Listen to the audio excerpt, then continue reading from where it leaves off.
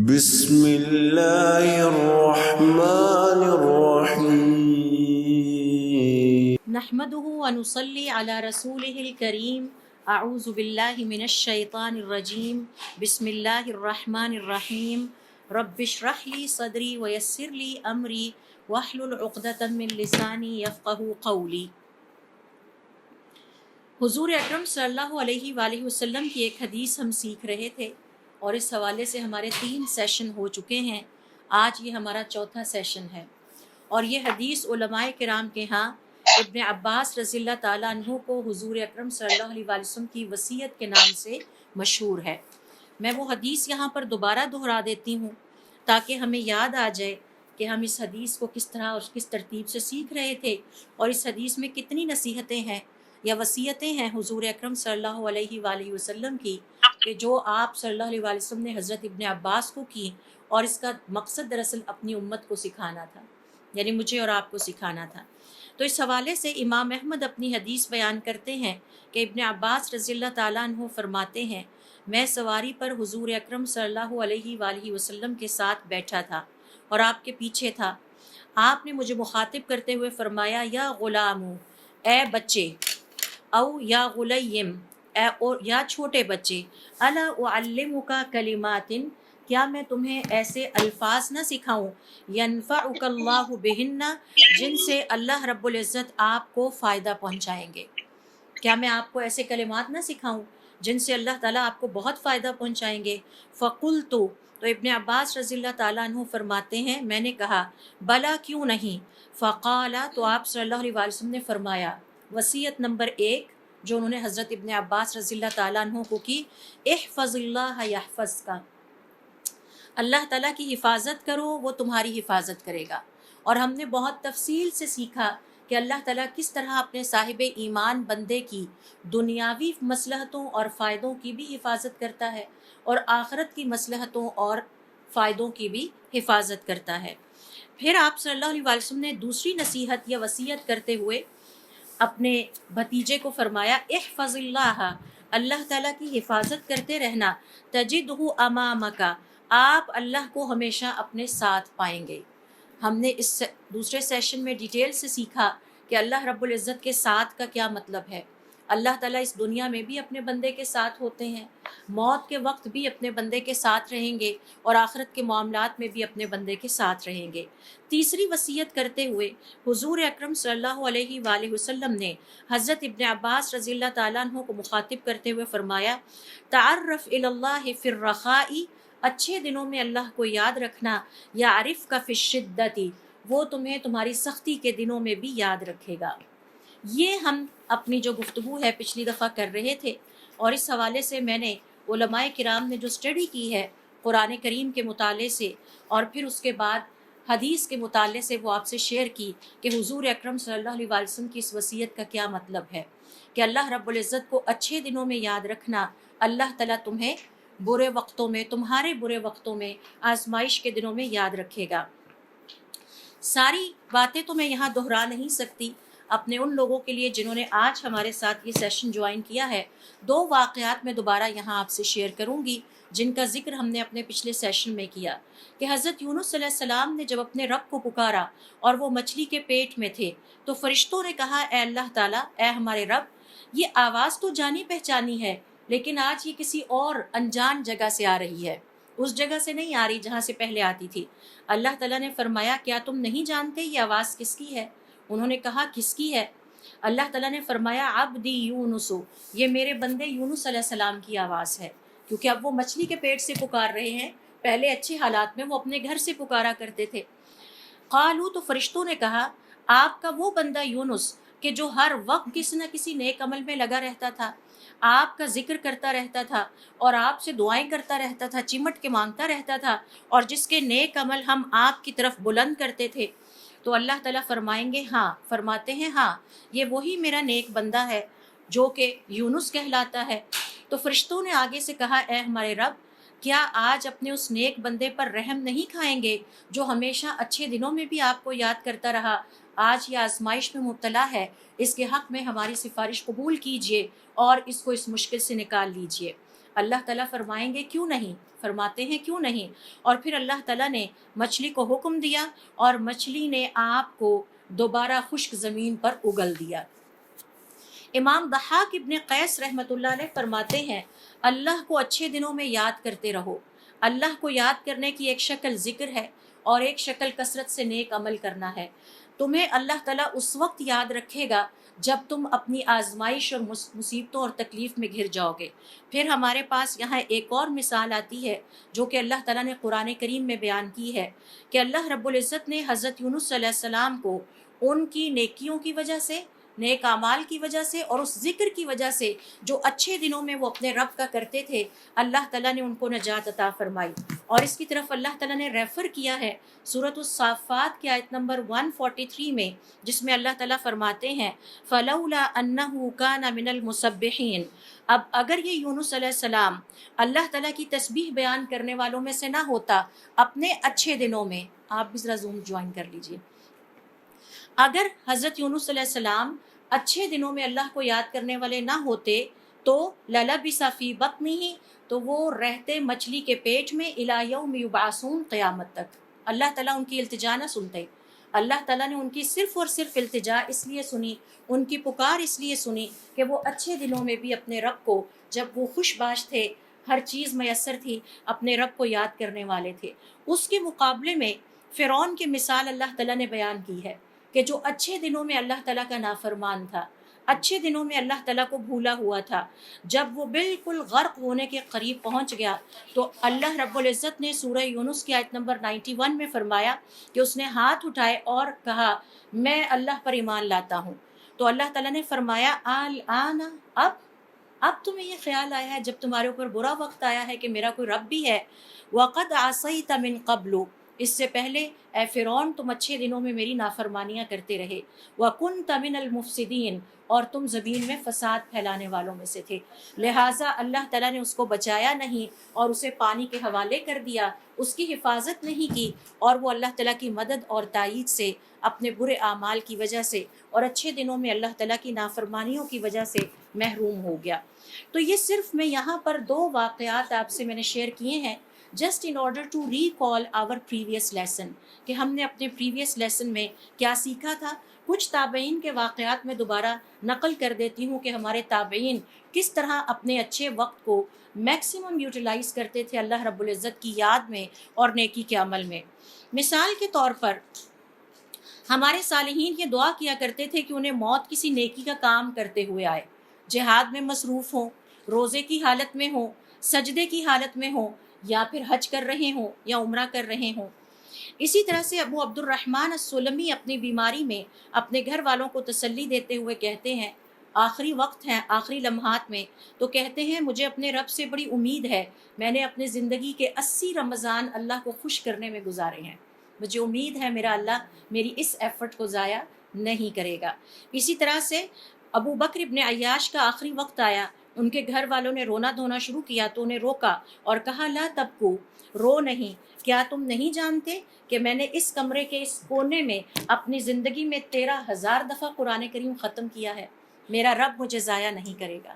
تو وہ اپنے اچھے اوقات کو، فارغ اوقات کو، صحت کے اوقات کو، جب کوئی تکلیف نہیں، موڈ اچھا ہے اور کوئی فکر نہیں، وہ اسے اللہ رب العزت کی اطاعت گزاری اور فرما برداری میں گزارتے تھے۔ اور یہی آپ صلی اللہ علیہ وسلم کی اس حدیث کا مطلب ہے کہ اچھے وقت میں اپنے رب کو یاد رکھو، وہ تمہیں تمہارے برے وقت میں یاد رکھے گا۔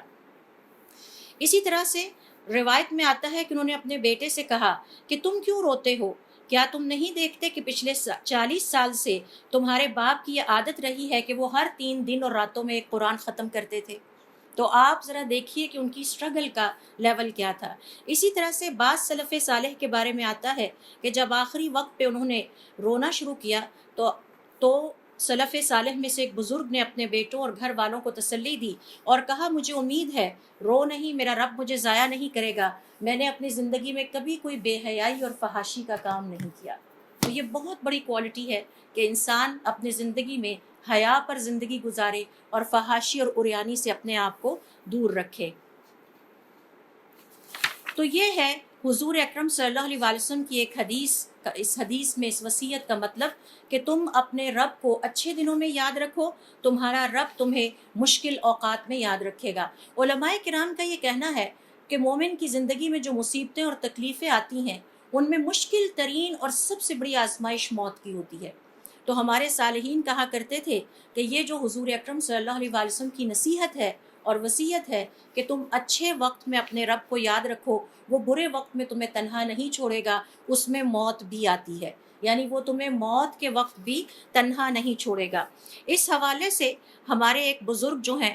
وہ ان کا آخری وقت آیا تو انہوں نے گھر والوں کو تسلی دیتے ہوئے کہا، اندازہ لگائیے عموماً یہ ہوتا ہے کہ جس کی موت کا وقت ہو وہ گھبرا جاتا ہے، گھر والے تسلی دے رہے ہوتے ہیں، تو یہ لوگ کس قدر تسلی میں تھے اپنے آخری وقت میں کہ اپنے گھر والوں کو اچھی نصیحتیں کر رہے ہیں۔ تو انہوں نے اپنے گھر والوں، اپنے بیٹے کے ہاتھ پہ ہاتھ رکھ کے کہا، اگر میرا رب قبر میں داخل ہوتے ہوئے میرے ساتھ ہے تو پھر آپ لوگوں کو پریشان ہونے کی ضرورت نہیں ہے اور بالکل بھی گھبراہٹ کی ضرورت نہیں ہے۔ بعض علماء صالحین نے اپنے کسی ساتھی کو خواب میں اس کی موت کے بعد دیکھا تو انہوں نے سوال کیا کہ آپ کے حالات اب کیسے ہیں؟ تو کہتے ہیں کہ میرا رب ہر وقت مجھے مانوس کرتا رہتا ہے، میرا دل لگا رہتا ہے، میرا رب میرے ساتھ ہوتا ہے، تو اب میں ان پریشانیوں میں نہیں ہوں جن کے بارے میں آپ سوچتے ہیں۔ تو گویا جو لوگ یا جو مسلمان اللہ رب العزت کو اچھے وقت میں یاد رکھتا ہے، اللہ تعالیٰ اس کے شدید ترین شدت سے جو آزمائش والے وقت ہیں اس میں یاد رکھتا ہے۔ اسی طرح سے امام قتادہ رحمۃ اللہ علیہ فرماتے ہیں کہ آپ صلی اللہ علیہ وسلم کی اس نصیحت میں یہ بات بھی شامل ہے کہ اللہ تعالیٰ ایسے لوگوں کو قیامت والے دن قیامت کی ہولناکیوں اور خوف سے بھی محفوظ رکھے گا۔ جب لوگ اس دن قیامت کی ہولناکیوں کو برداشت کر رہے ہوں گے تو قرآن کریم میں اللہ تعالیٰ خود فرماتے ہیں کہ ان بدترین حالات میں بھی کچھ چہرے چمکتے دمکتے فریش تر و تازہ وہاں پر موجود ہوں گے، لا خوف علیہم ولا هم یحزنون، نہ ان پر کوئی خوف طاری ہوگا اور نہ وہ غمگین یا غمزدہ ہوں گے۔ تو یہ حضور اکرم صلی اللہ علیہ وسلم کی اس حدیث کا مطلب ہے کہ اگر تم اللہ تعالیٰ کی اچھے دنوں میں اسے یاد رکھو گے تو اللہ تعالیٰ تمہاری مشکلات میں، تمہارے شدت والے اوقات میں تمہیں یاد رکھے گا۔ سورۃ الطلاق میں آیت نمبر 2 ہے جس میں اللہ رب العزت کا ارشاد ہے، وَمَن يَتَّقِ اللَّهَ يَجْعَل لَّهُ مَخْرَجًا، اور جو اللہ تعالیٰ کا فرما بردار بن جاتا ہے اللہ تعالیٰ ہر مشکل سے اس کو نکال لیتے ہیں۔ اس حوالے سے امام قتادہ رحمۃ اللہ علیہ فرماتے ہیں اس کا مطلب یہ ہے کہ اسے موت کی تکلیفوں میں سے مبتلا نہیں کرتے، موت کی تکلیف اس پر آسان ہو جاتی ہے اور قیامت کی ہولناکیاں بھی اس پر آسان ہو جاتی ہیں۔ علی ابن ابی طلحہ ابن عباس رضی اللہ تعالیٰ عنہ سے اسی آیت کی تفسیر روایت کرتے ہیں اور کہتے ہیں کہ اس کا مطلب یہ ہے کہ اللہ تعالیٰ اپنے نیک بندوں کو دنیا اور آخرت کی ہر مشکل سے بآسانی نکال لیتا ہے۔ زید ابن اسلم کہتے ہیں کہ سورۃ الاحقاف کی آیت نمبر 13 میں اللہ رب العزت کا ارشاد ہے، ان الذین قالوا ربنا اللہ، بے شک جن لوگوں نے دنیا کی زندگی میں کہا کہ ہمارا رب تو صرف اللہ ہے، ثم استقاموا، پھر اس پر استقامت کے ساتھ ڈٹ گئے، تو ان کے لیے خوشخبری ہے، موت کے وقت اللہ تعالیٰ ان کو مدد دے گا اور ان کی حفاظت کرے گا، ان کی قبر میں اللہ تعالیٰ ان کی حفاظت کرے گا، اور جس دن یہ قبروں سے دوبارہ اٹھائے جائیں گے اللہ تعالیٰ ان کی حفاظت کرے گا، یہاں تک کہ یہ اللہ کی حفاظت میں جنت میں داخل ہو جائیں گے، اور ہر لمحہ ان کے لیے خوشخبری والا لمحہ ہوگا۔ تو وہ لمحات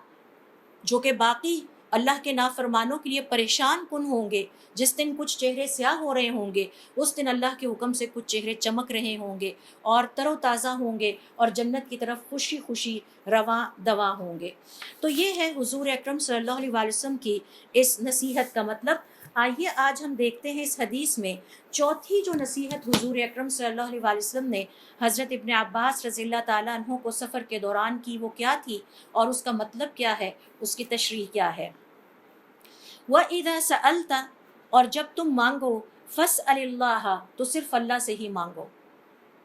یہ وہ چوتھی نصیحت ہے جو حضور اکرم صلی اللہ علیہ وسلم حضرت ابن عباس رضی اللہ تعالیٰ عنہ کو کرتے ہیں۔ علماء کرام کا یہ کہنا ہے کہ اس کا مطلب یہ ہے کہ اللہ تعالیٰ نے ہمیں یہ حکم دیا ہے کہ ہم اس کے علاوہ کسی سے سوال نہ کریں، کسی سے مانگے نہیں، اور اللہ تعالیٰ نے ہمیں روکا ہے کہ ہم اس کے علاوہ مخلوق میں سے کسی اور سے سوال نہ کریں۔ اور اللہ رب العزت نے سورۃ النساء میں ہمیں حکم دیا ہے کہ جب بھی مانگنا ہو تو اللہ سے مانگو۔ اور اس کے الفاظ کیا ہیں؟ سورۃ النساء کی آیت نمبر 32، وَاسْأَلُوا اللَّهَ مِن فَضْلِهِ، اور ہمیشہ اللہ سے اس کا فضل مانگتے رہو، اللہ تعالیٰ تمہیں اپنا فضل عطا کرے گا۔ اب آپ دیکھیے حدیث کے الفاظ ہیں وَإِذَا سَأَلْتَ فَاسْأَلِ اللَّهَ، مانگنا ہو تو اللہ سے مانگو۔ ابھی ہم آگے جا کے دیکھیں گے ہمارے صالحین کیسے کیسے اللہ سے مانگا کرتے تھے، تاکہ ہمیں بھی اللہ سے مانگنے کا وہ سلیقہ آ جائے۔ اور پھر سورۃ النساء کی آیت ہے، آپ ذرا چیک کیجئے آپ کے پاس زوم چل رہا ہے، اور پھر سورۃ النساء کی آیت ہے جس میں اللہ تعالیٰ فرماتے ہیں وَاسْأَلُوا اللَّهَ مِن فَضْلِهِ، اور ہمیشہ اللہ کا فضل مانگا کرو، اللہ کے علاوہ کسی اور سے مانگنے کی مجھے اور آپ کو اجازت نہیں ہے۔ ترمذی کی روایت ہے، ابن مسعود رضی اللہ تعالیٰ عنہ فرماتے ہیں کہ آپ صلی اللہ علیہ وسلم نے فرمایا کہ سورۃ النساء کی آیت نمبر 32 کا مطلب یہ ہے وَاسْأَلُوا اللَّهَ مِن فَضْلِهِ، ہمیشہ اللہ کے فضل سے مانگا کرو، یعنی اس کا فضل مانگو۔ فَإِنَّ اللَّهَ يُحِبُّ أَن يُسْأَلَ، اللہ تعالیٰ کو یہ مانگنے والی عبادت بڑی پسند ہے، اللہ تعالیٰ کو بہت پسند ہے اپنا وہ بندہ جو ہمیشہ اللہ تعالیٰ سے مانگتا ہے۔ ابو ہریرہ رضی اللہ تعالیٰ عنہ فرماتے ہیں آپ صلی اللہ علیہ وسلم نے ہم سے ارشاد فرمایا جو اللہ سے نہیں مانگتا اللہ تعالیٰ اس سے ناراض ہو جاتے ہیں، تو نہ مانگنے والے سے اللہ تعالیٰ ناراض ہو جاتے ہیں۔ اسی طرح سے ایک اور حدیث میں فرمایا ان اللہ یحب الملحین فی الدعاء، اللہ تعالیٰ بار بار تکرار کر کے دوہرا کے مانگنے والوں سے محبت رکھتا ہے،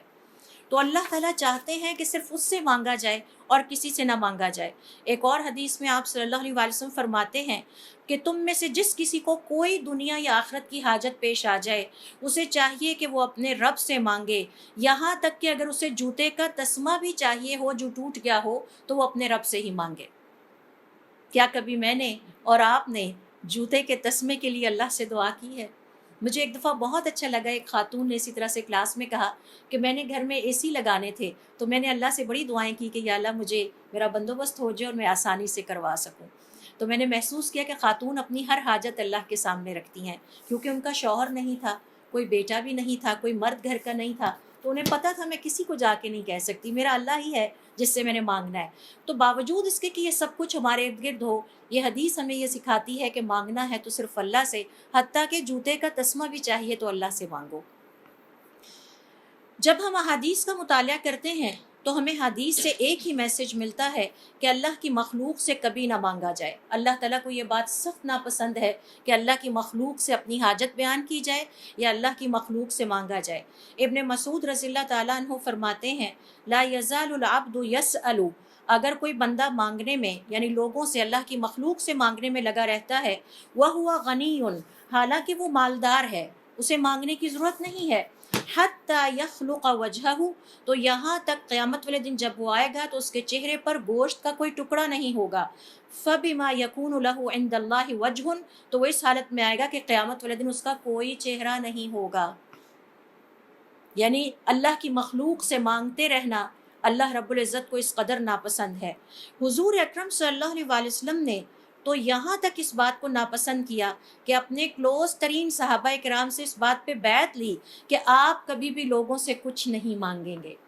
چونکہ آپ صلی اللہ علیہ وآلہ وسلم پیغمبر تھے اور آپ کے صحابہ کرام کی لوگوں میں بڑی قدر و منزلت ہوتی، تو آپ صلی اللہ علیہ وآلہ وسلم نے اپنے ان صحابہ کرام کو جو کہ آپ کے بہت ہی زیادہ کلوز تھے اور آپ کے مشن میں آپ کے ساتھی تھے، ان سے یہ بیعت لی کہ آپ کبھی بھی لوگوں سے کچھ نہیں مانگیں گے۔ اور ان میں حضرت ابو بکر صدیق رضی اللہ تعالیٰ عنہ ہیں، حضرت ابو ذر، ثوبان اور اس طرح کے دیگر صحابہ کرام رضوان اللہ علیہم اجمعین ہیں۔ صحابہ کرام کہتے ہیں کہ ہم نے دیکھا کہ ہم سب آپ صلی اللہ علیہ وآلہ وسلم سے اللہ کی مخلوق سے نہ مانگنے والی بات پر جو بیعت لی تھی اس کی اتنی کیئر کرتے کہ ہم میں سے کوئی سواری پر بیٹھا ہوتا، ہماری چھڑی گر جاتی، ہم کسی سے یہ بھی نہ کہتے یہ چھڑی پکڑا دو، ہم نیچے اترتے، اپنی چھڑی اٹھاتے اور پھر دوبارہ اوپر جا کے بیٹھ جاتے۔ تو اس کا مطلب ہے اللہ کو یہ بھی پسند نہیں کہ میں بیٹھے بیٹھے یہ کہوں مجھے یہ گلاس پکڑا دیجئے، یہ پسندیدہ مینرز میں سے نہیں ہے۔ تو مانگنا صرف یہ نہیں ہے کہ ہم کسی سے پیسے نہ مانگیں، مانگنا یہ بھی ہے کہ جو کام ہم خود کر سکتے ہیں، ہم بے نیاز ہیں۔ الفاظ حدیث میں غنیون، جن سے اللہ نے عطا کیا ہے، اتنی ہمت اور طاقت دی ہے کہ وہ اٹھ کے اپنے لیے پانی کا گلاس بھر کے خود پی سکتا ہے، تو وہ خود کیوں نہیں پیتا؟ اور اگر وہ ساری زندگی مانگتا رہتا ہے، تم مجھے پانی پلا دو، تم مجھے ذرا یہ پیپر ویٹ پکڑا دو، یہ پینسل دینا، یہ میری لائٹ آ کے کھول جانا، اور خود وہ بیٹھا رہتا ہے، تو کیا اس کی سزا یہ نہیں ہے کہ قیامت والے دن اس کا چہرہ ہی نہیں ہوگا؟ حضور اکرم صلی اللہ علیہ وسلم نے اپنے صحابہ کرام کی تربیت اس حوالے سے کی کہ آپ لوگ میرے ساتھ بیعت کریں گے، اور پیغمبر وقت کے ساتھ بیعت کرنا کوئی چھوٹی بات نہیں ہے۔ یہ ایک رول ہمارے لیے سیٹ کیا کہ آپ کسی سے کچھ نہیں مانگیں گے۔ اسی طرح سے علماء کرام کا یہ کہنا ہے کہ جب ہم اپنی شریعت کا مزید مطالعہ کرتے ہیں تو حضور اکرم صلی اللہ علیہ وسلم نے یہ جو نصیحت حضرت ابن عباس رضی اللہ تعالیٰ عنہ کو چوتھے نمبر پر کی کہ جب بھی مانگو تو صرف اللہ سے مانگنا، اللہ کی مخلوق سے کچھ نہیں مانگنا،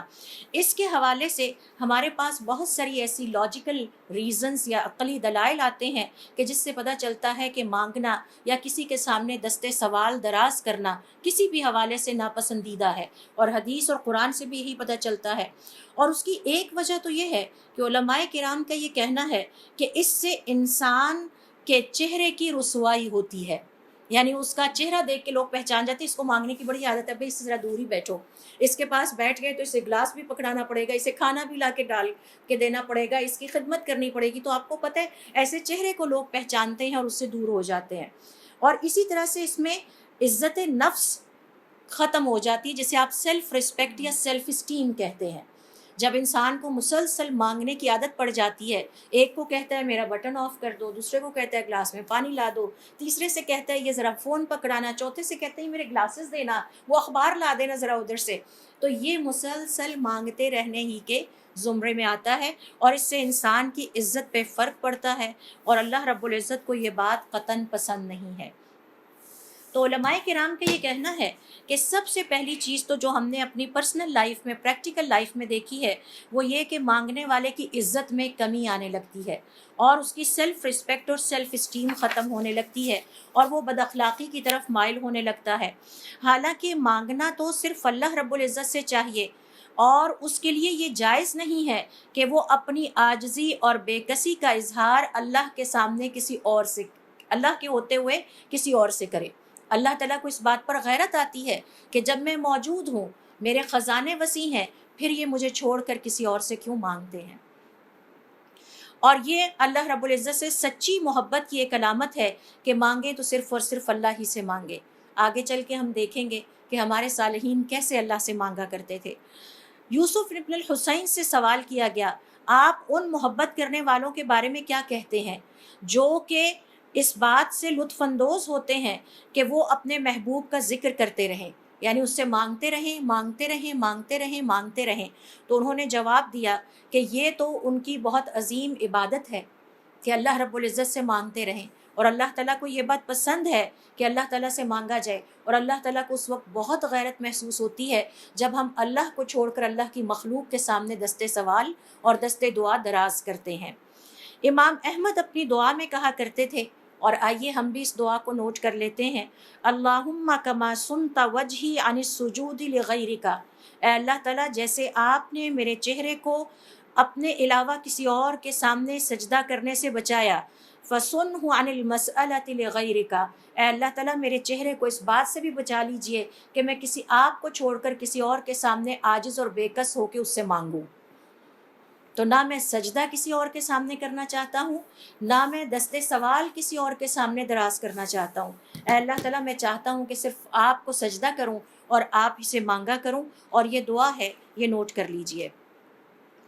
ابو الخیر الاقطع کہتے ہیں کہ میں مکہ میں رہائش پذیر تھا، مجھے شدید فقر و فاقہ اور تنگ دستی نے آ گھیرا۔ ایک دن میں نے ارادہ کیا کہ میں چلتا ہوں اور اللہ کی کسی بندے سے مانگتا ہوں، تو مجھے کسی پکارنے والے نے پکارا، یا میری ضمیر نے مجھ سے کہا، سجدہ کسی اور کو کرو اور مانگو کسی اور سے، کیا تمہاری ایمان کی غیرت یہ برداشت کر پائے گی؟ تو کہتے ہیں کہ میں نے اسی وقت اپنے بڑھتے ہوئے قدم پیچھے ہٹائے اور اللہ رب العزت کے سامنے سجدہ ریز ہو گیا۔ تو بڑی خوبصورت بات ہے کہ سجدے کسی اور کو کرو اور مانگنے کسی اور سے جاؤ، تو یہ کوئی ایمان تو نہ ہوا، اور نہ ہی یہ کوئی اللہ رب العزت کے حق میں غیرت کا مظاہرہ ہے۔ یہی وجہ ہے کہ جب ہم اپنی شریعت کا مطالعہ کرتے ہیں تو ہمیں پتہ چلتا ہے کہ اللہ رب العزت نے قیامت والے دن بغیر حاجت کے مانگنے والوں کی اتنی سخت سزا کیوں رکھی ہے کہ ان کے چہرے پر گوشت کا کوئی ٹکڑا ہی نہیں ہوگا، گوشت بچے گا ہی نہیں، اور دور سے ان کو دیکھ کے پہچانا جا سکے گا یہ ان لوگوں کا گروہ چلا آ رہا ہے جو دنیا میں حاجت کے باوجود، حاجت نہ ہونے کے باوجود مسلسل مانگا کرتے تھے۔ لہٰذا مسلمان کے اوپر یہ فرض ہے کہ وہ اپنے چہرے کی حفاظت کرے، چہرے کی قیامت والے دن خوبصورتی کی حفاظت کرے، اس کی تازگی کی حفاظت کرے۔ یہ ہمارے نفس کا، ہمارے جسم کا ہمارے اوپر حق ہے۔ اور پھر اسی وجہ سے یعنی کثرت سے مانگنے والے کے چہرے پر قیامت والے دن کوئی خوبصورتی بھی نہیں ہوگی، کوئی تازگی بھی نہیں ہوگی، اور کوئی چمک دمک بھی نہیں ہوگی۔ اسی طرح سے علماء کرام کا یہ کہنا ہے کہ اللہ رب العزت سے سوال کرنا ایک بہت بڑا اعزاز ہے، اور اپنے آپ کو اس اعزاز سے محروم نہ کیجیے۔ اللہ تعالیٰ سے مانگنا بہت بڑا اعزاز ہے، کیونکہ یہ اللہ تعالیٰ کے لیے عبودیت کا اظہار ہے، اور یہ عبودیت اللہ تعالیٰ کو اس لیے پسند ہے کہ اس میں ہم عاجز ہو کر، بے کس ہو کر اپنی عاجزی اور بے بسی کا اظہار اللہ تعالیٰ کے سامنے کرتے ہیں، اور اس بات کا اعتراف کرتے ہیں کہ اللہ تعالیٰ ہمارے پاس کچھ نہیں ہے، آپ ہماری حاجتیں پوری کر سکتے ہیں، آپ کے علاوہ کوئی اور ہماری حاجتیں پوری نہیں کر سکتا۔ اور اللہ کی مخلوق سے مانگنا ظلم ہے، کیونکہ مخلوق تو خود اپنا کوئی فائدہ نہیں کر سکتے، تو وہ ہمارا فائدہ کیسے کریں گے؟ اور پھر سب سے بڑی بات یہ ہے کہ اس ہستی کو چھوڑ کر جو قدرت رکھتی ہے، جو سب کچھ کر سکتی ہے، جس کے بارے میں ہم کہتے ہیں ان اللہ علی کل شیء قدیر، اسے چھوڑ کے ہم غیر قادر کے پاس جائیں جو قدرت نہیں رکھتے، جو اپنی زندگی میں، اپنی آزمائشوں میں اپنی مدد نہیں کر سکتے، تو وہ ہماری مدد کیسے کریں گے؟ یہی وجہ ہے کہ ہمارے دین میں حتیٰ کہ حالات کا گلہ شکوہ اپنوں سے کرنے کو بھی پسند نہیں کیا گیا کہ بھائی کیوں، اللہ سے کریں، اللہ تعالیٰ کے سامنے جائے نماز بچھا لیں، اور اس کے بعد جتنے گلے شکوے ہیں، جتنی تکلیفیں ہیں، یا اللہ تعالیٰ میرے کندھے میں درد ہوتا ہے ٹھیک کر دیں۔ بھائی اگر آپ کو جوتے کا تسمہ مانگنے کے لیے کہا گیا ہے تو اپنی بیماری کی دعا کیوں نہیں ہو سکتی؟ بچوں کی پریشانیاں اللہ سے کیوں نہیں شیئر ہو سکتی؟ اللہ تعالیٰ کے ساتھ سرگوشیاں کیوں نہیں ہو سکتی؟ اللہ تعالیٰ سے لسٹ بنا کے مانگیں، بھلے 1000 چیزیں ہوں مانگنے کی، یا اللہ آپ کے علاوہ کس سے مانگوں؟ آپ ہی تو دے سکتے ہیں، آپ ہی تو قدرت رکھتے ہیں، باقی تو کوئی قدرت نہیں رکھتا، آپ خزانوں کے مالک ہیں، آپ سب کو بھی عطا کر دیں، آپ کے خزانے میں کوئی کمی نہیں آتی ہے، اللہ تعالیٰ آپ سے مانگتی ہوں۔ بیماری ہے اس میں صحت اللہ سے مانگے، طاقت اور قوت اللہ تعالیٰ سے مانگے، ہر چیز اللہ تعالیٰ سے مانگی جائے۔ اسی طرح سے یہ جو پوائنٹ ابھی میں نے آپ کو شیئر کیا ہے اس حوالے سے کہ جب ہم اللہ رب العزت سے مانگتے ہیں تو دراصل ہم اپنی عاجزی اور بے بسی کا اظہار اللہ کے سامنے کرتے ہیں، اور اس بات کا اعتراف کرتے ہیں کہ اللہ تعالیٰ قدرت رکھتا ہے کہ وہ ہماری تمام حاجتوں کو پورا کرے۔ یہی معنی ہمیں ایک اور حدیث میں نظر آتا ہے، اور یہ صحیح مسلم نے روایت کی ہے۔ ابو ذر کہتے ہیں کہ حضور اکرم صلی اللہ علیہ وسلم نے فرمایا، یا عبادی، اللہ تعالیٰ فرماتے ہیں اے میرے بندو، لو ان اولکم و آخرکم، اگر تم سب، تمہارے اول اور آخر سارے انسان حاضر ہو جائیں، و انسکم و جنکم، اور تمام انسان بھی حاضر ہو جائیں، اور تمام جن جو اس کائنات میں بستے ہیں وہ سب بھی حاضر کر دیے جائیں، قاموا فی صعید واحد، پھر تم سب ایک چٹیل میدان میں اکٹھے ہو جاؤ، فسألونی، سارے مل کے مجھ سے مانگے، فأعطیت کل انسان مسألتہ، میں ہر ایک جو مجھ سے مانگے گا وہ سب کچھ اس کو عطا کر دوں گا، ما نقص ذلک مما عندی، پھر بھی میرے پاس جو خزانے ہیں ان میں کوئی ذرہ بھر بھی کمی نہیں آئے گی، الا کما ينقص المخيط اذا ادخل البحر، پھر بھی بس اتنی ہی کمی آئے گی جیسے سمندر میں آپ نے کوئی سوئی ڈبوئی۔ اللہ رب العزت کے خزانے اتنے وسیع ہیں، ہمیں اس بات کا یقین ہوتا ہے کہ میرے بھائی کے پاس پیسے ہیں، میں اس سے مانگوں گی وہ مجھے دے دے گا، اتنا یقین بھی ہم اللہ پر نہیں کرتے کہ اللہ کا خزانہ اتنا وسیع ہے کہ میرے بھائی کی ماہانہ انکم اس کے سامنے کچھ بھی نہیں ہے۔ تو یہ اصل میں بات ہے یقین کی، اور بات ہے اللہ رب العزت پر ایمان کی، اور بات ہے اپنی تربیت کی کہ ہم نے اپنے نفس کی تربیت کس پیٹرن پہ کی ہے۔ ہم جو سب سے بڑی غلطی کرتے ہیں وہ یہ کہ شاید ہمارا فلاں رشتہ دار بہن بھائی بڑا امیر ہے، وہ میری حاجت پوری کرے گا، بھائی اس سے بھی زیادہ ایک بڑا امیر ہے، اس سے بھی زیادہ بڑے خزانوں کا مالک ہے جو ہماری غیب سے ہماری مدد کرے گا، اور اس کے خزانے میں کوئی کمی بھی واقع نہیں ہوگی۔ اسی طرح سے ترمذی میں ایک اور روایت ہے جو کہ کچھ اسی طرح کے الفاظ سے آئی ہے. وَذَلِكَ بِأَنِّي جَوَّادٌ، اللہ تعالیٰ فرماتے ہیں یہ اس لیے ہے میں سب کے ضرورتیں پوری کر کے بھی میرے خزانوں میں کمی نہیں آئے گی، اس لیے کہ میں سخی ترین ہوں، اللہ کے بعد کوئی سخی نہیں ہے. افعل ما ارید، جو چاہتا ہوں کرتا ہوں. عطائی کلام، میں نے صرف ایک کن کہنا ہے اور آپ کو عطا ہو جانا ہے، میرا کچھ بھی خرچ نہیں ہوتا. وعذابی کلام، میں نے صرف ایک کن کہنا ہے اور آپ مصیبت میں پڑ جائیں گے، عذاب آ جائے گا. اذا اردت شیئا، میں جب بھی کچھ چاہتا ہوں، فانما اقول له کن فیکون، تو میں صرف کن کہتا ہوں اور وہ ہو جاتا ہے. تو میں اپنے کلام سے عطا کرتا ہوں، ایک کن ہونا ہے میری طرف سے، اور آپ کے سارے مسئلے اور ساری پریشانیاں اللہ رب العزت کے سامنے حل ہو جائیں گی. اور اگر آپ کو یاد ہوگا تو ہم نے اپنے پچھلے سیشن میں سیکھا تھا کہ حضرت ابن مسعود رضی اللہ تعالیٰ عنہ نفل پڑھ رہے ہیں اور سورۃ النساء کی 100 آیات کی تلاوت کرتے ہیں. 100 آیات کی تلاوت کرنے کے بعد اللہ سے دعا کے لیے ہاتھ اٹھاتے ہیں. تو آپ سے نے فرمایا اب یہ جو دعا مانگے گا اس کی پوری ہوگی. کیا ہم نے اتنی جد و جہد کی؟ پھر اس کے بعد ہم یہ شکایت کریں کہ ہماری دعائیں پوری نہیں ہوتی، تو یہ ہماری اپنی غلطیاں ہیں. اسی طرح سے علماء کرام کا یہ کہنا ہے کہ کیا تعجب نہیں ہوتا اس شخص پر جو اللہ تعالیٰ کو چھوڑ کر، جس کے اتنے وسیع خزانے ہیں، اس کے مقابلے میں تنگ دست انسان اور عاجز انسان جس کے پاس کوئی خزانہ نہیں، وہ تو خود اللہ سے اپنی منتھلی انکم لیتا ہے، ہم اس سے اپنی امیدیں باندھ لیتے ہیں. تو اللہ کے علاوہ کسی اور سے امید باندھنا بھی شرک ہے، اللہ کے علاوہ کسی اور سے توقع رکھنا بھی شرک ہے، اللہ کے علاوہ کسی اور سے مانگنا بھی شرک ہے. اور ہم اس غنی جو کہ خزانوں کا، لامحدود خزانوں کا مالک ہے، اور اس قدرت والے کو چھوڑ دیتے ہیں. اس سے زیادہ بے وقوفی والا اور احمقانہ فیصلہ نہیں ہو سکتا. ہمارے بعض صالحین کہا کرتے تھے، ہمارے بعض بزرگ کہا کرتے تھے، مجھے اللہ تعالیٰ سے بڑی شرم آتی ہے کہ میں دنیا تو اللہ سے مانگوں، حالانکہ وہ دنیا کا مالک ہے، یعنی صرف دنیا ہی مانگوں. میں کیوں اللہ رب العزت کی مخلوق سے مانگوں، کیونکہ وہ تو دنیا کی مالک نہیں ہے. تو مجھے اگر دنیا بھی مانگنی ہے تو میں صرف اور صرف اللہ سے ہی مانگوں گا، میں اللہ کی مخلوق سے نہیں مانگوں گا، کیونکہ اللہ کی مخلوق تو خود محتاج ہے، وہ تو خود کوئی خزانے کی مالک نہیں، وہ تو میری طرح ہے سارے. اسی طرح سے ہمارے بعض صالحین کی زندگی کے بارے میں کہا جاتا ہے کہ انہیں کچھ تنگی پیش آ گئی، یہاں تک کہ انہوں نے خیال کیا، سوچا ابھی کہ اچھا ہم جاتے ہیں اپنے بعض بھائیوں سے بات کرتے ہیں کہ بھئی ہم اس مشکل میں پھنس گئے ہیں. تو انہوں نے خواب میں دیکھا کہ کوئی ان کو کہہ رہا ہے، کیا تم اللہ کو چھوڑ کر کسی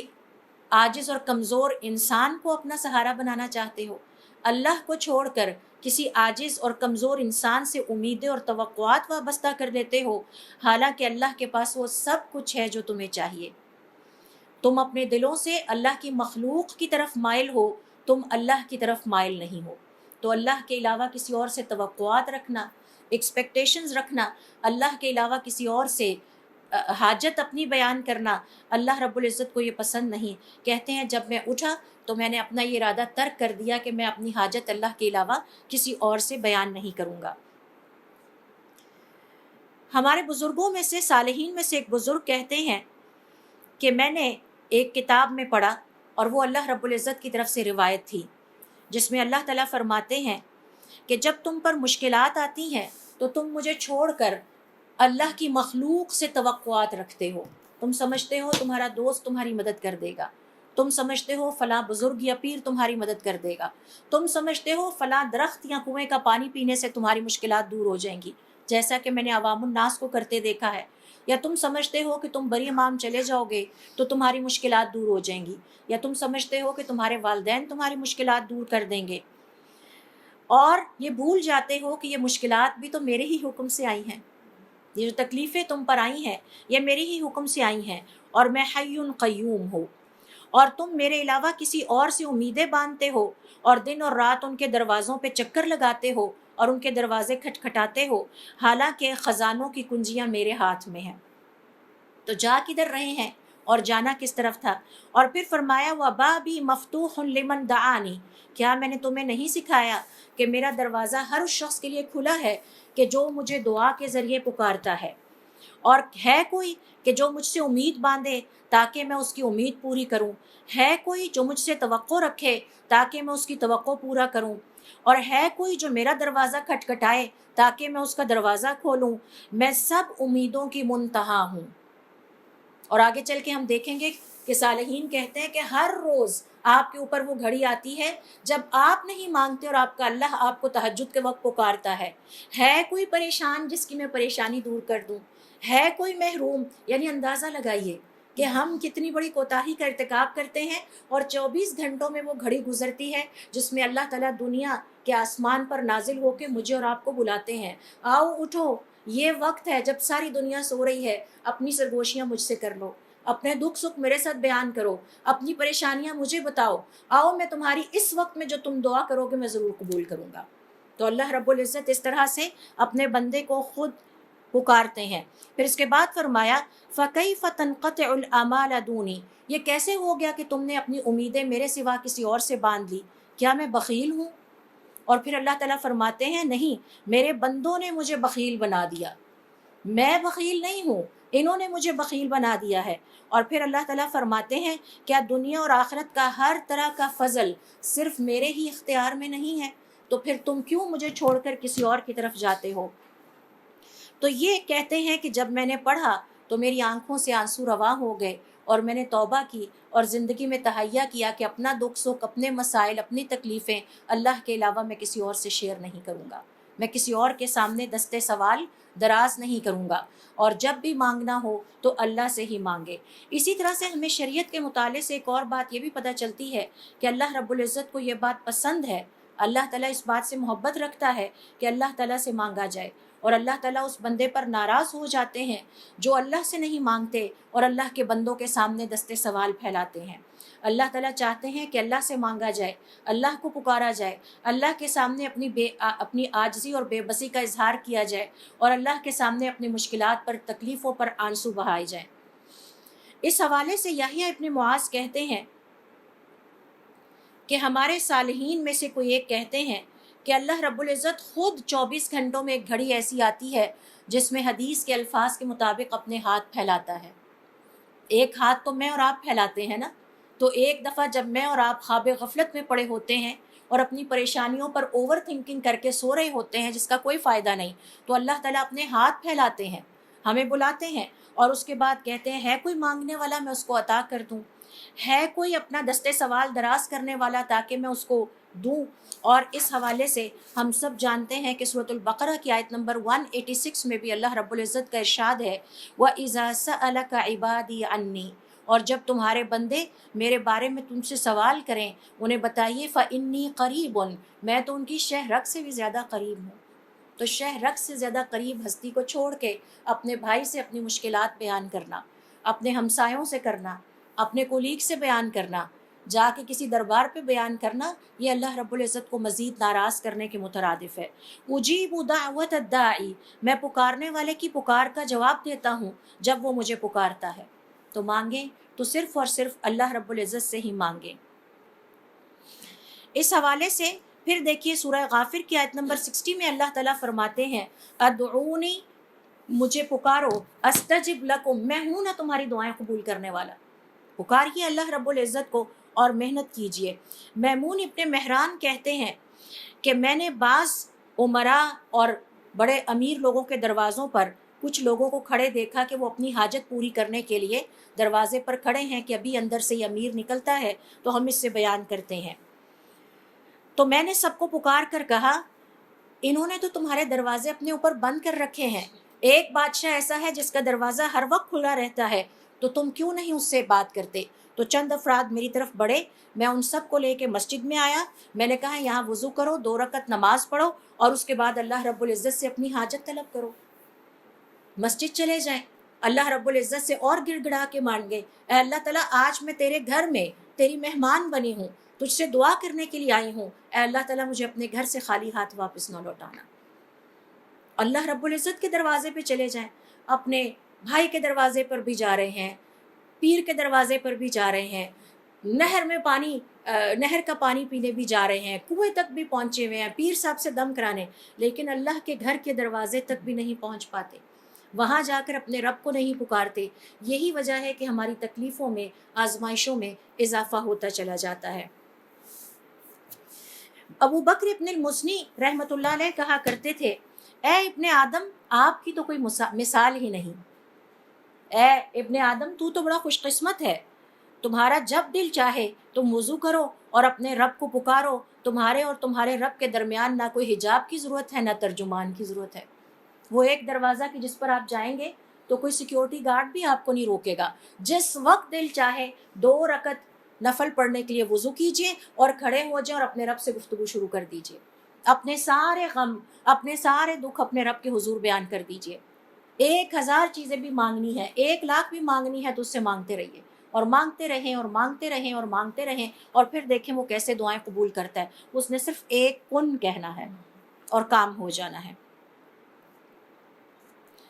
اسی طرح سے صالحین کا میں سے کسی کا ایک واقعہ ہے کہ کسی نیک بزرگ کے پاس ایک شخص آیا اور اس نے آ کے اپنی حاجت کا ذکر کیا اور کہا کہ آپ کسی سے بات کر کے میرا یہ کام کروا دیجئے، اپنے کسی جاننے والے سے بات کیجئے، اپنے کسی بھائی سے بات کیجئے. تو انہوں نے کہا کہ اچھا، ایک دروازہ ایسا ہے کہ جس کو میں کبھی نہیں چھوڑتا اور وہ ہمیشہ کھلا رہتا ہے،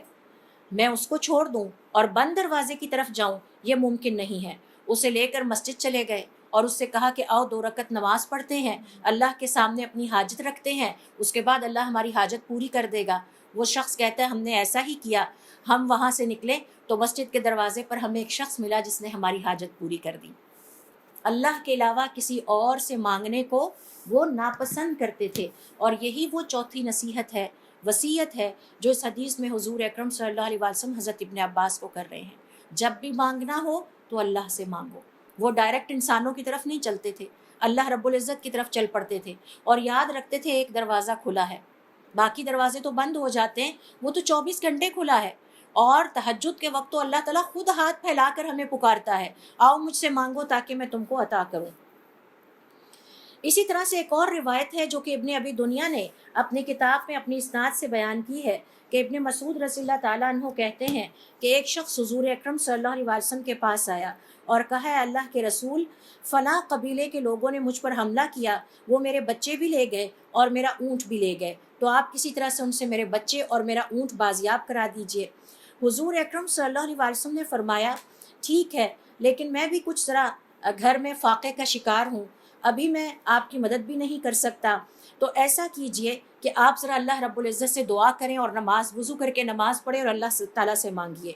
وہ شخص واپس اپنی بیوی کے پاس گیا. بیوی نے سوال کیا کہ حضور اکرم صلی اللہ علیہ وسلم نے آپ سے کیا کہا؟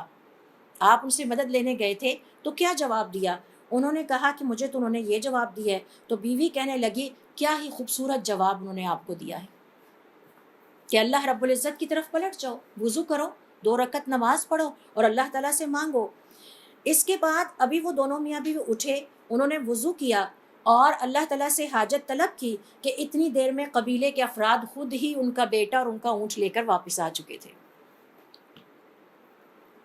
اللہ تعالیٰ نے ان کے دل میں ڈال دیا، ضرورت ہی نہیں پڑی کسی انٹرمیڈیری کی کہ آپ جائیں اور ہمارے لیے انٹرسیشن یا سفارش کریں. انہوں نے اللہ سے مانگا. حضور اکرم صلی اللہ علیہ وسلم کا بھی واپس بھیجنے کا مقصد یہی تھا کہ مجھ سے مدد طلب کرنے کی بجائے جاؤ اللہ سے مانگو. اور بیوی نے اپریشیٹ کیا اور وہ سمجھ گئی، ذہین خاتون تھی، کہ آپ کو حضور اکرم صلی اللہ علیہ وسلم نے بہت اچھا گائیڈ کیا. دونوں میاں بیوی اٹھے، انہوں نے وضو کیا، 2 رکعت نفل ادا کر کے ابھی سلام ہی پھیرا تھا کہ قبیلے کے افراد دروازے پر ان کا بیٹا اور ان کا اونٹ لے کر کھڑے تھے کہ یہ آپ کی امانت ہے، یہ رکھ لیجئے. تو اس کے بعد کیا ہوا کہ وہ شخص دوبارہ حضور اکرم صلی اللہ علیہ وسلم کے پاس آیا. آپ صلی اللہ علیہ وسلم نے اس سے پوچھا کہ تمہارا قصہ کیا ہوا؟ تو اس نے جب ساری بات بتائی تو آپ صلی اللہ علیہ وسلم کا چہرہ خوشی سے دمکنے لگا. آپ اسی وقت ممبر پر چڑھے، اللہ تعالیٰ کی حمد و ثنا بیان کی اور اپنے ساتھیوں کو اور لوگوں کو مخاطب کرتے ہوئے فرمایا، دیکھو یہ ہے مثال کہ جو بھی مانگنا ہو اللہ سے مانگو، اللہ کے علاوہ کسی اور سے نہ مانگو. اور پھر ان پر یہ آیت تلاوت کی جو کہ سورۃ الطلاق کی آیت نمبر 2 اور 3 ہے، وَمَن يَتَّقِ اللَّهَ يَجْعَل لَّهُ مَخْرَجًا، اور جو اللہ رب العزت کا فرما بردار بن جاتا ہے اللہ تعالیٰ اس کے لیے نکلنے کا کوئی نہ کوئی راستہ بنا دیتے ہیں. اللہ سے مانگیے. اے ابن عباس، چوتھی نصیحت حضور اکرم صلی اللہ علیہ وسلم کی کہ جب بھی مانگنا ہو تو اللہ تعالیٰ سے مانگیے. اسی طرح سے ایک آدمی ثابت البنانی، بہت بڑے فقیہ اور بزرگ اور زاہد اور صوفی گزرے ہیں، ان کے پاس آیا اور ان سے کہنے لگا میرے پاس چلیے، فلاں جو جج ہیں وہ آپ کے جاننے پہچاننے والے ہیں۔ جیسے ہم آپس میں ریفرنس چلاتے ہیں، اللہ کی طرف نہیں جاتے، آپس میں ہم لگے رہتے ہیں انسانوں کے ذریعے، تو میرے ساتھ چلیے اور اس سے میری سفارش کر دیجئے تاکہ میرا حق مجھے مل جائے۔ کہتے ہیں کہ انہوں نے میرا ہاتھ تھاما اور ہم ان ساتھ چل پڑے۔ ہم راستے میں پیدل چلتے جا رہے تھے تو میں نے دیکھا کہ راستے میں جو مسجد بھی آتی، ثابت البنانی میرا ہاتھ پکڑے وہ اس میں داخل ہو جاتے، وضو کرتے اور اس میں نماز پڑھتے اور دعا کرنے لگ جاتے۔ ہمارے راستے میں تقریباً 7 مسجدیں آئیں۔ قاضی تک پہنچنے سے پہلے میں بھی اسی طرح سے وضو کرتا رہا، نفل ادا کرتا رہا اور اللہ سے اپنی حاجت طلب کرتا رہا۔ جب ہم جج سے ملنے کے لیے اس مقام پہ قاضی کے پہنچے تو ہم نے دیکھا کہ وہ تو اپنی محفل برخاست کر کے چلا گیا ہے۔ کہتے ہیں کہ مجھے بڑا غصہ آیا، میں نے ان سے کہا کہ میں نے آپ سے اپنی ایک حاجت بیان کی تھی اور آپ سے گزارش کی تھی کہ آپ ان کے جان پہچان والے ہیں تو آپ ان سے میری بات کر دیجئے۔ آپ نے رستے میں سارا ٹائم ہی ویسٹ کر دیا کہ ہر مسجد میں آپ داخل ہوتے، وہاں 2 رکعت پڑھتے اور حاجت بیان کرتے اور پھر نکلتے۔ تو آگے سے ثابت البنانی نے جواب دیا تو میں تمہاری حاجت پوری کرنے کی کوشش ہی تو کر رہا تھا، میں یہی تو اللہ سے، ورنہ میں نے اتنے نوافل کہاں ہر مسجد میں جا کے پڑھنے تھے۔ کہتے ہیں کہ ابھی ہم آپس میں یہ دونوں باتیں کر ہی رہے تھے کہ اتنے میں جس شخص سے میری حاجت تھی وہ میری طرف بڑھا اور اس نے مجھے میرا حق واپس کیا اور ہمیں قاضی کی ضرورت ہی نہیں پڑی۔ بعد میں بہت شرمندہ ہوا، میں ثابت البنانی کے پاس گیا اور میں نے کہا کہ اس دن میں نے آپ کو بڑا ہرٹ کیا جبکہ ہمیں ہمارا حق بھی مل گیا۔ تو انہوں نے مجھے آگے سے نصیحت کی، جب بھی مانگنا ہو تو صرف اللہ سے ہی مانگو۔ اللہ کے، حالانکہ ان کی جان پہچان تھی، تعلق تھا، انہیں پتہ تھا کہ ہم یہ کام آپس میں ایک دوسرے کے کر سکتے ہیں۔ واقعات تو بہت سارے ہیں، ٹائم کی کمی کی وجہ سے ایک آخری واقعہ یہاں پر مزید بہت ہی خوبصورت ہے اور وہ میں آپ سے شیئر کرتی ہوں، اور اس میں ذرا دیکھیے کہ کس طرح سے ہمارے صالحین اپنی زندگی میں اس بات کی بہت زیادہ کیئر کرتے تھے کہ ہم اللہ کے علاوہ کسی سے نہ مانگیں، اور ہم نے سیکھا کہ اتنا بھی کسی سے نہیں کہتے تھے کہ اتر کے ہماری جو ہے وہ چھڑی ہی ہمیں دوبارہ کوئی پکڑا دے۔ اپنا ہر کام خود کرنا پسند کرتے تھے، کسی کے سامنے دستے سوال دراز نہیں کرتے تھے، اور اپنی ہر حاجت پہلے اللہ سے بیان کرتے، پھر کسی اور شخص کے پاس چلتے ہوئے جاتے، اور اکثر واقعات میں آپ دیکھیں گے کہ انہیں لوگوں کی ضرورت ہی نہیں پڑی، اللہ تعالیٰ نے ان کی حاجت عجیب طریقے سے اپنی قدرت سے پوری کر دی۔ تو ایک اور واقعہ میں آپ سے یہاں شیئر کرتی ہوں اور اس کے ساتھ ہم آج کا سیشن ختم کریں گے۔ اسحاق ابن عباد البصری کہتے ہیں کہ میں سو رہا تھا، میں نے اپنے خواب میں دیکھا کہ جیسے کوئی مجھے کہہ رہا ہے فلاں جگہ پہ کوئی شخص مصیبت زدہ ہے، اس کی مدد کو پہنچو۔ کہتے ہیں کہ میں اٹھا اور میں سوچنے لگ گیا،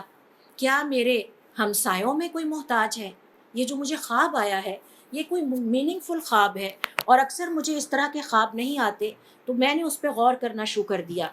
پھر میں نے اپنے ساتھیوں سے پوچھا کہ بھئی آج کل اپنے ہمسایوں کی خبر گیری کر رہے ہو؟ کیا ہمارے ہمسائیگی میں کوئی ایسا ہمسایہ ہے جسے ہماری مدد کی ضرورت ہے؟ تو تمام لوگوں نے مسجد میں مجھے جواب دیا، ہمیں تو نہیں پتہ۔ کہتے ہیں چند دن گزرے، میں پھر سو رہا تھا تو مجھے دوسری دفعہ پھر وہی خواب آیا۔ اب کی بار میں بڑی پریشان ہوا اور میں نے فیل کیا کہ مجھے کوئی پیغام مل رہا ہے اور میں اس پہ عمل نہیں کر پا رہا۔ بہرحال میں نے ارد گرد پھر پتہ کرایا، مجھے کچھ سمجھ نہیں آئی۔ تیسری دفعہ کہتے ہیں کہ مجھے پھر خواب آیا اور پھر وہی میسج تھا اس خواب میں کہ فلاں جگہ ایک شخص ہے، اس کی مدد کریں۔ تو کہتے ہیں کہ میں نے اپنے آپ کو توبیخ کی، لعنت اور ملامت کی کہ بھئی تم سوئے پڑے ہو اور تم اس مصیبت زدہ کی مدد کو نہیں پہنچ رہے جس کی مدد کے لیے تمہیں بار بار کہا جا رہا ہے۔ کہتے ہیں میں اٹھا اور اس دن میں نے پوٹلی میں 300 درہم رکھے اور میں چل پڑا۔ میں نے اپنی سواری پکڑی اور میں چل پڑا یہاں تک کہ میں بصرہ پہنچا۔ وہاں میں مسجد کے دروازے پر کھڑا ہو گیا اور اس مسجد میں اس وقت کسی کا جنازہ ادا کیا جا رہا تھا۔ کہتے ہیں میں مسجد میں داخل ہو گیا تو میں نے جنازے میں ایک شخص کو دیکھا جو کہ نماز جنازہ ادا کر رہا تھا۔ مجھے اس کے ظاہری حالات دیکھ کر لگے کہ جیسے یہ کوئی تکلیف میں مبتلا انسان ہے اور اسے مدد کی ضرورت ہے۔ میں اس کے قریب ہو گیا، میں نے اس سے کہا اے اللہ، اس نے مجھے دیکھ کے کہا، یا میں نے اس سے کہا اے اللہ کے بندے، اس وقت تم یہاں پر کیا کر رہے ہو اور تمہاری اس وقت کیا حاجت ہے؟ تو کہنے لگا کہ میں ایک انسان ہوں، میرے پاس تقریباً 100 کے قریب درہم تھے جو کہ میرا سرمایہ تھا، ایسٹ تھا۔